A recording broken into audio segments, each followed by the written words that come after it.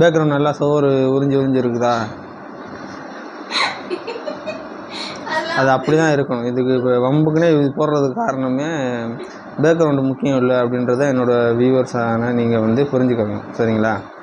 இப்போ யூடியூபே என்ன நினைக்கிதுன்னா, இப்போ ஆர்டிஃபிஷியல் இன்டெலிஜென்ஸ் வச்சு ஒரு நாளைக்கு 10-20 வீடியோ உருவாக்குறாங்க. சரிங்களா? இப்போ முகம் காட்டி நேச்சுரலாக வந்து ஒரு வீட்டுக்குள்ளேருந்து போட்டாலும் சரி, நேச்சுரலாக ஒரு மனிதன் போடுற வீடியோவை தான் யூடியூப் வந்து ப்ரொமோட் பண்ண நினைக்கிது. சரிங்களா? நீங்கள் கிரியேட்டர் ஸ்டூடியோவில் போய் அப்லோட் பண்ணிங்கன்னு வச்சுங்களேன், அதில் கேட்கும், நீங்கள் வந்து இந்த வீடியோ வந்து ஏஐ யூஸ் பண்ணி நீங்கள் வந்து ரெடி பண்ணிங்களா அப்படின்னு ஒரு ஆப்ஷனே கேட்குது. சரிங்களா? அப்போ அதுக்கு அப்படி ஒரு சந்தேகம் வர்றதுனால தான் இது ஏஐ யூஸ் பண்ணி உருவாக்குனதா இல்லை தனி மனிதன் உருவாக்குனதா அப்படின்ற கேள்வியே வச்சுருக்கு. சரிங்களா? அதனால் ப்ரொஃபஷனலாக வந்து ஒரு ஸ்டூடியோ செட்டப் இருந்தால் தான் நான் வந்து வீடியோ போடுவேன் அப்படின்ற மாதிரி நீங்கள் தயங்கிக்கிட்டே நின்றுக்கிட்டே இருக்கக்கூடாது. அதுக்காக செலவு பண்ணிக்கிட்டு கடன் வாங்கி வீட்டில் கஷ்டமாக இருக்கும். கடன் வாங்கி எனக்கு இது வாங்கி கொடுங்க, இல்லை பேக்ரவுண்டில் ஒரு ஸ்க்ரீன் துணி வாங்கி கொடுங்க, இப்போ செவத்தில் ஆணி அடிக்கக்கூடாது, வாடகை வீட்டில் இருந்தால் நீங்கள் ஆணி அடிக்கக்கூடாதும்பாங்க. அப்புறம் எங்கன்னா ஒட்டுறது அப்படின்னு சொல்லி இப்படியே போய்கிட்டு இருக்கும். உங்களுக்கு ஒரு 5-6 வருஷம் இப்படியே போகும். நீங்கள் வந்து அதுக்குள்ளே போகவே மாட்டீங்க. சரிங்களா? அதனால் இதெல்லாம் முக்கியமே இல்லை. யூடியூப்பே இதெல்லாம் விரும்புறது இல்லை. சரிங்களா? நேச்சுரலாக ஒரு மனுஷன் போகிற போக்கில் ஒரு வீடியோ போடுறது தான் யூடியூப்பே விரும்புது. சரிங்களா? இப்போ இந்த காலத்தில் ஏன்னா வந்து ஆர்டிஃபிஷியல் இன்டெலிஜென்ஸை வச்சு நிறையா வீடியோஸ் வந்து உருவாக்க ஆரம்பிச்சிட்டாங்க. அப்போ வந்து யூடியூப் என்ன செய்யும், யூடியூப்பே அதை உருவாக்கிட்டு போயிடலாமே, எதுக்கு வந்து கிரியேட்டர்களை வந்து ப்ரொமோட் பண்ணணும்? நீங்களே யோசிச்சு பாருங்கள்.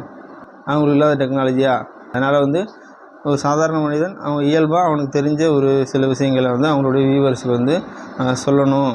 அது எப்போதுமே ஒரு இன்ஃப்ளூயன்சர் தான் விரும்புது. சரிங்களா? ஒரு தனி மனிதன்னா ஒரு தனி மனிதன் பின்னாடி வந்து ஒரு கூட்டமே இருக்கணும். அவங்க வந்து இவ்வளோ ஒரு கூட்டத்துக்கே ஒரு இன்ஸ்பிரேஷனாக ரோல் மாடலாக இருக்கணும், அவர் ஒரு மனிதனாக இருக்கணும் அப்படின்றது தான் அது விரும்புது. சரிங்களா? அதனால் இந்த மாதிரி இது விஷயங்களை வந்து நீங்கள் வந்து கேர் பண்ணிக்க தேவையில்லை. சரிங்களா? ஜஸ்ட்டு உங்களுடைய சேனல் ஆரம்பித்து நீங்கள் ரன் பண்ணிக்கிட்டே இருங்க. ஒரு சேனல் ஆரம்பிச்சிங்கன்னா ஒரே டாபிக் சார்ந்த வீடியோஸ் மட்டுமே போஸ்ட் பண்ணிக்கிட்டே இருங்க. சரிங்களா? இப்போ இவருடைய வீடியோஸை யாருக்கு கொண்டு போய் காமிக்கணும் அப்படின்றத நம்ம யூடியூப் அல்காரிதத்துக்கு தெரியப்படுத்தணும். சரிங்களா? அதுக்காகத்தான் ஒரே டாபிக் சார்ந்த வீடியோஸ் மட்டுமே போட சொல்கிறேன். அந்த டாப்பிக்குமே உங்களுக்கு அதில் வந்து நிறைய எக்ஸ்பீரியன்ஸ் இருக்கணும். அந்த மாதிரி சூஸ் பண்ணிக்கிட்டு அப்போ அது சார்ந்த கண்டென்ட் மட்டுமே போட்டுக்கிட்டே வாங்க. அப்போ உங்களோட வீடியோஸும் வந்து யூடியூப் அல்காரிதம் கொண்டு போய் அந்த வியூவர்ஸுக்கு காமிக்கும். உங்களுக்கும் அந்த வீடியோஸ் மேக் பண்ணுறது வந்து கஷ்டமாக இருக்காது. டக்குன்னு நம்ம போகிற போக்கில் ஒரு 5 நிமிஷம் அப்படி பேசிட்டு போயிருப்பீங்க. ஏன்னா உங்களுக்கு நிறைய எக்ஸ்பீரியன்ஸ் இருக்குது அந்த இடத்துல. அப்போ நமக்கு வந்து நம்மளோட கொள்கைப்படி என்னென்னா, நமக்கு வந்து பெர்ஃபெக்டான பேக்ரவுண்டு தேவையில்லை, நம்மளோட கண்டென்ட் குவாலிட்டியை தான் நம்ம வந்து முக்கியம்னு நினைக்கிறோம். சரிங்களா? அதனால் போகிற போக்கில் நீங்கள் ஈஸியாக வந்து வீடியோஸ் போட்டு போயிட்டே இருக்கலாம். நமக்கும் கஷ்டமாக இருக்காது. இந்த மாதிரி நம்ம கஷ்டம் இல்லாமல் செய்கிற வேலையை தான் தொடர்ந்து செய்வோம். இதனால் கன்சிஸ்டன்சியும் நமக்கு வந்து அதிகரிக்கும். சரிங்களா? தொடர்ந்து நம்ம ஈஸியாக போகும்போது கன்சிஸ்டன்சி பிரேக் ஆகாத மாதிரி நம்ம தொடர்ந்து வீடியோஸும் போஸ்ட் பண்ணிக்கிட்டே இருப்போம். இதுக்கு எக்ஸாம்பிள் பார்த்திங்கன்னா, மதன் கௌரி முன்னாடி ஆரம்ப காலகட்டத்தில் ஒரு ஃபோன் எடுத்துக்கிறோப்புல டக்குன்னு அவர் வந்து உட்கார்றாரா, அவர் நியூஸ் சார்ந்த டாபிக் படிப்பார். இப்போ அவருடைய பாணியில் அது வந்து எக்ஸ்பிளைன் பண்ணிட்டு போயிட்டே இருப்பாப்புல. ஒரு கேமரா, ஒரு டாபிக், அவருக்கு என்ன வருதோ அதை எக்ஸ்பிளைன் பண்ணிட்டு போயிட்டே இருப்பார். சரிங்களா? அப்போ அவருக்கு அது கஷ்டமாக தெரியாது. தொடர்ந்து டெய்லி கூட வீடியோஸ் போடலாம். அவர் ரொம்ப எடிட் பண்ணணும் தேவையில்லை. இந்த மாதிரி நம்ம வந்து டெய்லி ரொம்ப சிம்பிளாக செய்யக்கூடிய விஷயங்களை நம்ம செஞ்சோம்னா நம்ம கஷ்டம் இல்லாமல் வீடியோஸ் வந்து போஸ்ட் பண்ணிக்கிட்டே இருப்போம். நம்மளுடைய கன்சிஸ்டன்சியும் அதிகரிக்கும். அதுவும் ஒரே டாபிக் சார்ந்த வீடியோஸ் போடுறதுனால நம்மளுடைய சேனலும் க்ரோ ஆகி வரும். ஒரே டாபிக் சார்ந்த இன்ட்ரெஸ்ட் உள்ள மக்கள் வந்து நம்மகிட்ட வந்து கூடுவாங்க.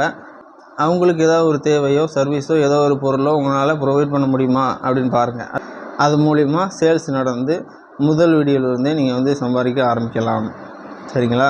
இப்போ நம்மளுடைய சேனலை வந்து சப்ஸ்கிரைப் பண்ணி வச்சுக்கோங்க. நீங்கள் வந்து மானிட்டைஸ் ஆகாத யூடியூப் சேனல் நடத்திட்டு வரீங்கன்னா நம்மளுடைய சேனல் வந்து சப்ஸ்கிரைப் பண்ணி வச்சுக்கோங்க. இது மாதிரி ரொம்ப யூஸ்ஃபுல்லான கண்டென்ட் வந்து உங்களுக்கு ரெகுலராக போஸ்ட் பண்ணிக்கிட்டே இருப்பேன். சரிங்களா? Okay, thank you.